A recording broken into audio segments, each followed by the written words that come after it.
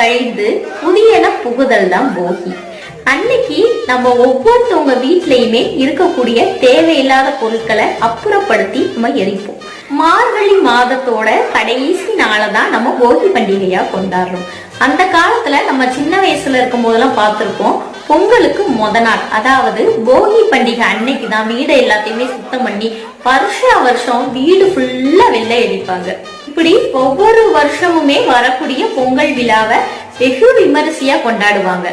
இப்போ நம்ம வருஷம்லாம் வெள்ளை அடிச்சிட்டு இருக்க முடியாது வீட்டுக்கு. அதனால போகி பண்டிகை அன்னைக்கு ஒட்டடை அடிக்கிறது, கதவு ஜன்னல் எல்லாம் சுத்தம் பண்றது, வீட்டுல உள்ள தேவையில்லாத பொருட்கள் எல்லாத்தையுமே அப்புறப்படுத்துறது, இந்த மாதிரி வேலைகள்ல நம்ம இறங்குவோம்.